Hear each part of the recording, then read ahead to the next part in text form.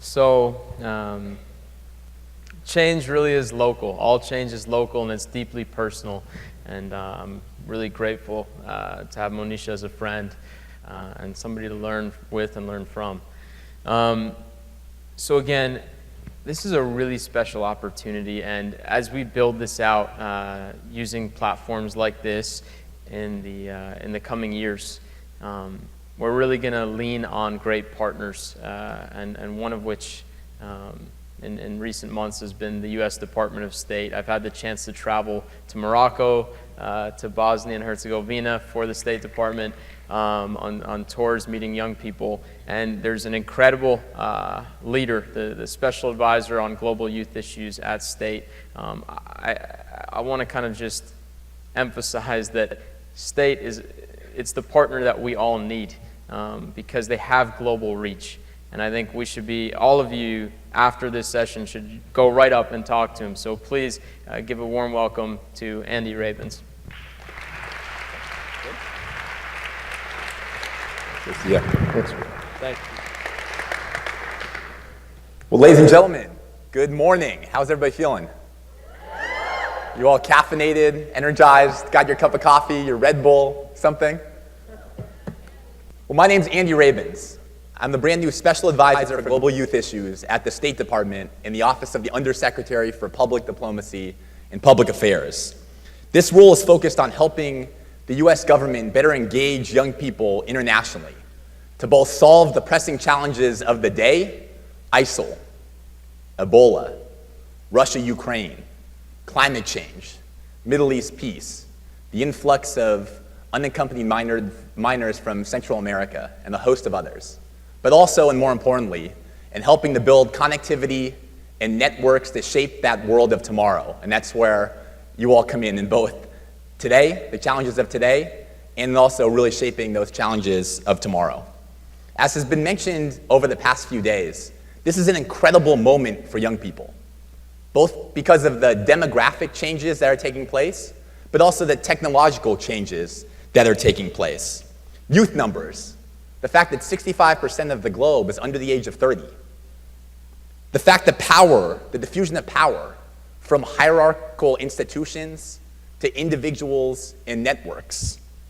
The changing media landscape. My boss, the Undersecretary for Public Diplomacy and Public Affairs, Rick Stengel, talks about the box of chocolate model over to a grocery store aisles of media platforms to be able to amplify voice and get your message out in unprecedented ways. And finally, the leveling power of technology. And all of these trends are empowering young people in unprecedented ways. They're favoring young people to get their voices heard and to be networked in ways that haven't been seen in the past.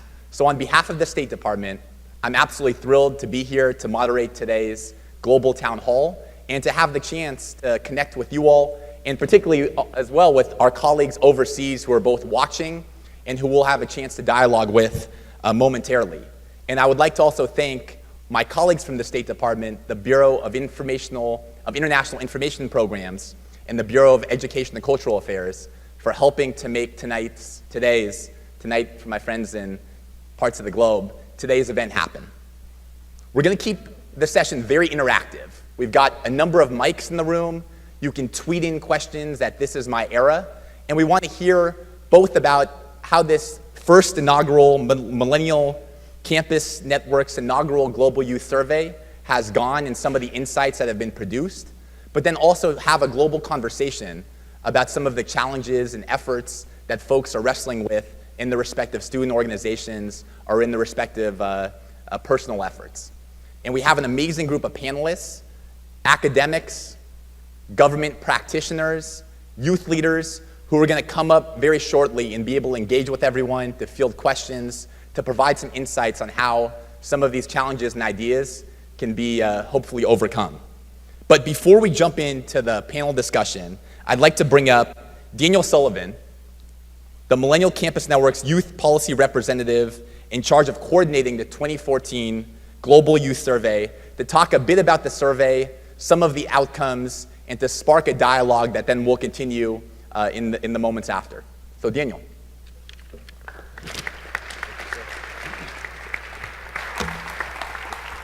Thank you, guys. I have to be honest with you, I'm a little bit nervous, so I need you guys to do me a favor and just a round of applause for Andy, for the State Department, and to help me calm down. So thank you guys. I appreciate it. All right. So thank you all for being here today. My name is Daniel Sullivan. I'm a civil engineer by education. I'm an educator by profession, and a person who is wholly committed to supporting youth and access to the resources and information that will help us tackle the world's toughest problems, and I believe that we can do that. I chose to show this photo of a chance when I got to interview Governor Michael Dukakis. Hopefully all of you know him or know his story. But as part of the If I Were President campaign, in part to remind myself of the type of person that I want to and I aspire to be, which is a dedicated and a passionate civil servant. This weekend, we've heard from some incredible change agents. We've collaborated together, sharing our challenges, our best practices, and establishing lifelong networks to support our collaborative growth in addressing common goals. The momentum is truly tremendous, and I appreciate being here with all of you to gain from your knowledge and experience. And I just want to take a minute to say thank you to Sam and Abigail, the MCN team, to Lynn, to the students and the staff here, all of the people behind the scenes, their entire community that's been so welcoming to everybody here, to Andy Rabins and the Department of State for their partnership, to the youth leaders who are going to be joining us on the screen shortly, to those that are joining us live via the live stream, and last but certainly not least, to all of you who made the commitment to come down here to be part of this event, to be part of this movement, and to really to learn and to grow with us. So a round of applause for everybody who was involved with this program.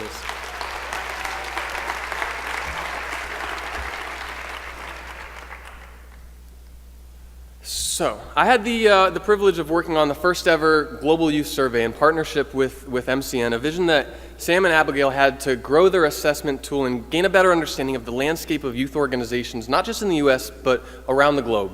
And this assessment grid that they've developed, it was developed to measure specific outcomes in the Millennial Fellowship Program that the Abigail leads up in Boston, a tremendous effort to really support youth organizations and leadership. The results are what we're going to present to you today, and I'm so happy to be here to share this with you guys, and I really look forward to receiving your feedback and listening to the panel discussion that we have after this. So the Global Youth Survey provides us with an in-depth understanding of what defines successful youth organizations and youth supporting organizations, and what's holding them back from continuing to grow. So using this survey, we can understand regional and global trends in these youth initiatives. What are our common challenges, and how can we address these together so that we can scale our impact? We had over 100 country coordinators from over 30 different countries that volunteered their time to share this survey with youth leaders in their networks and in their countries. And the result was, in just 1 month, we had over 130 organizational leaders responding from more than 45 different countries, including local organizations all the way up to national and international organizations. The response was truly overwhelming, but in a very good way, and I was really so happy to see that. So here you can see geographically where the responses are coming from. The green bars indicate where organizations are based out of that responded to the survey, and the variable red shaded countries are actually those that are represented in the survey, so a national organization or an international organization that works in multiple countries. So over half of the world, you can see, is represented in some way in this survey effort. And we're hoping, again, to continue to grow this, and the vision is that in the future, you will see every country in there with a deep red that everybody is participating in the survey, and we're getting a lot of good feedback. So this graph is displaying how these organizations are addressing the Millennium Development Goals, focusing on, if you look at the global average, so the kind of shaded gray parts. So most notably, these groups are working to improve gender equality and the empowerment of women, and the alleviation of global poverty and extreme hunger. Those were the two main focuses of the organizations that participated in this survey. But not necessarily, and again, I want to stress that this is not representative of youth organizations around the globe. Of course, this is just a small sample of them, but it really gives us a flavor for what we can expect when we're trying to grow this initiative. So to accomplish these goals, the organizations use a number of different functions. So the most common being, of course, awareness raising. We have to spread the message and make people aware of this work. Again, in the second top was the provision of services, networking, consulting, and fundraising, of course. So interestingly, you see on the far right here, not many organizations define their role as influencing political agendas or policy, which is something we'll talk a little bit about later. So here you can see the issues that these groups reported struggling with the most. So on the bottom is the issue, of course, that we all know that is the biggest obstacle that we all face, which is fundraising. Who would have guessed, right? More than 75% of organizations have significant challenges in raising funds for their work.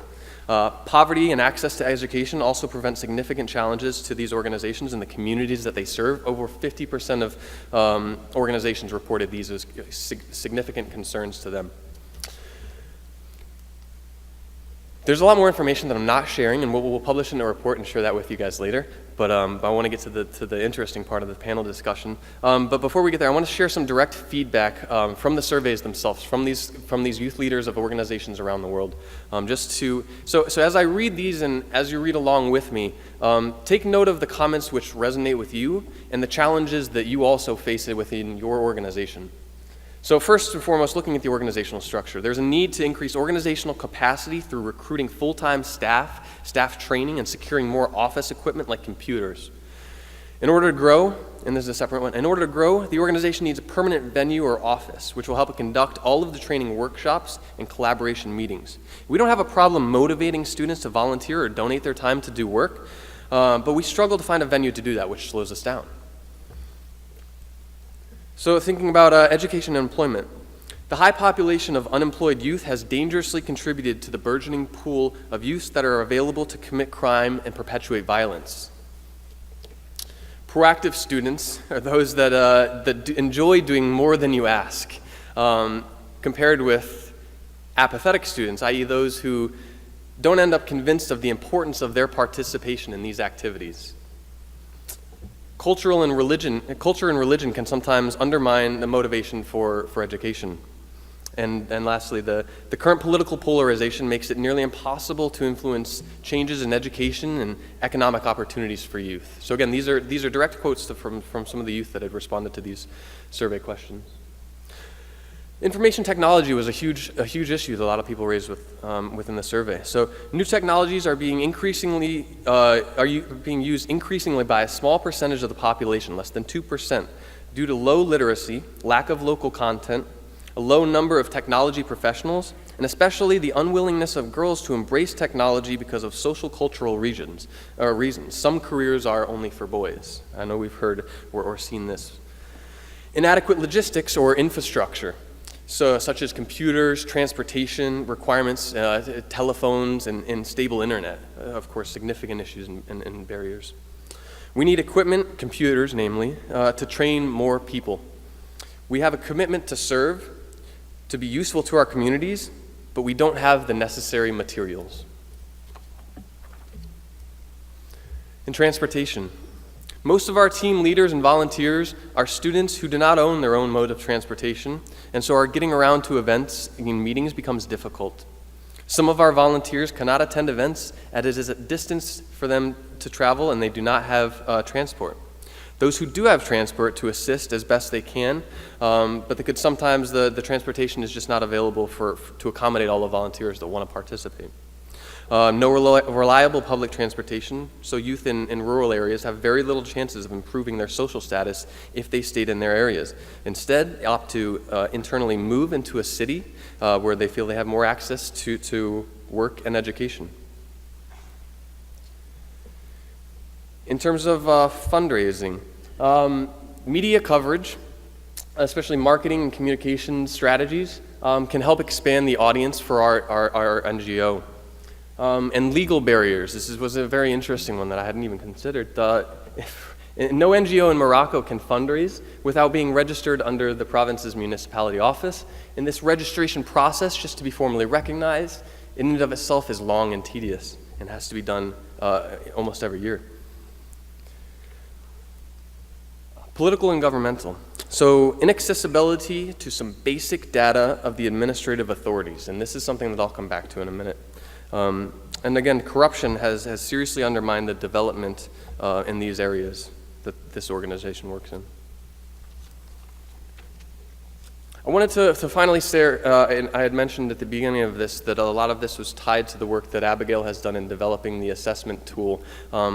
So some of the feedback that we had relating to that, and I didn't show the graphs because they're quite complicated and tough to read. So I wanted to just share some of the evaluations from these. So 60% of organizations received support from a university or another organization, either in kind or financial support. Yet less than 20% of these organizations have obtained funding to cover this year's current budget. So where is this gap? Youth organizations are eager to form partnerships, as I'm sure you all are here for that, and have discussed and agreed on how to and with who to partner, but yet only half of these groups have written or documented these plans. And finally, 65% of organizations have at least 4 formal leadership roles and titles, but under 25% of them have identified how and who will fill these next year's leadership roles. So these are just some of the main issues and concerns that a lot of the youth in the survey had brought up to us. And so out of these, and in sort of working with the team and working with all of the country coordinators, we've come up with a couple recommendations that we wanted to share with you guys to gain your feedback, and we'll talk about in the discussion here. So just a couple ideas to share with you about this. Oops. So the first one, there exists, there's an organization called Taking It Global. They partnered with the UN, and they've created a website that kind of does something in somewhat similar to what I'll share with you. But what we recommend is a portal in which youth organizations can submit their organization to be listed publicly, so that people can go in and very easily find, search by region, search by country. You can identify, so by function, you see fundraising is the F, A is awareness, G is providing goods, services, networking and consulting. We can also see the MDGs that they are addressing. So enabling people to easily go online and search what are the other youth organizations in my region that might be doing similar work that I can then go and talk to. And really to just have this information very easily publicly available would be very critical. Recognition. So I want to share with you guys a short story because so many of our speakers in the past couple of days have shared some very inspirational stories. And unfortunately, I don't have such a great story to share with you like that, but I do want to share an important thing. And that is the recognition is so critical. And it comes in places where you wouldn't really expect it. So I started working with Sam and Abigail in March. And just after I started working with them, only a couple weeks into it, they wrote me a thank you note just for joining the team, for being part of the movement, and it was something that I really appreciated receiving right then, but I put it in my bag and just kind of forgot about it. And months later, I was doing a lot of work and going through the survey and kind of pouring through it and just kind of beating myself up for getting involved in this and what did I do? But then, out of chance, in my frustration, I was looking through my bag and I pulled out this thank you note from them, and it just reminded me of who I'm working with and why I'm doing it. And this recognition is so critical. And I mentioned this for 2 reasons. It's both a top-down and a bottom-up. So you as organizational leaders need to take on this role of being sure that you're recognizing and appreciating the people that you're working with. So it's not just the students and recognizing the students that you are working with, but then also there's this recognition that we also need from organizations larger than our own. So if we can gain recognition from organizations that do work on a national or international level, if they recognize that your organization is doing good work, then that makes it so much easier for you to go out and attract fundraising, to attract other partners. So having this recognition is critical, both recognizing the people that you work with and recognizing the people the recognition from people that you want to work with. Sharing resources. This is going to sound, and probably some of you are going to look at me like I'm crazy. But I'd like to throw this out there and get your feedback on it. I think that organizations should be much more open in terms of where they're getting fundraising from. A lot of organizations keep that really close to the chest because if I apply for a grant, I don't want every one of you to apply for that grant because it's going to be a lot harder for me to get that money, right? So we kind of keep that information close to the chest. But my thought is that if we make this information more available, if more people start applying for these grants, then yes, in the short term, it's going to make it more competitive. But I'll tell you what, the people who are most likely to be able to increase the amount of funding available to organizations that do work like this are the organizations that are already providing this support. So if we can put more pressure on them and show them that demand is increasing, then they can put more pressure on the people that fund them. So we're not going after new people that have never funded us before. We need to put pressure on the people that are funding us right now and tell them the demand is high and we need to increase the awareness of this. And it goes beyond, of course, just funding, sharing fundraising resources, but all sorts of resources. Political action. As we noticed, a lot of organizations don't really see political action as a role for their organization. And that might be purposeful because they don't want to interfere with any sort of local government or national government. They also might not want to cause any undue stress for the organization. And so, but I mentioned political action because if we really want to have fundamental change in our societies, in our communities, in our nations, then we need to be involved in the political process. It's not an option. And lastly, and I think everybody can appreciate this, the technology is key.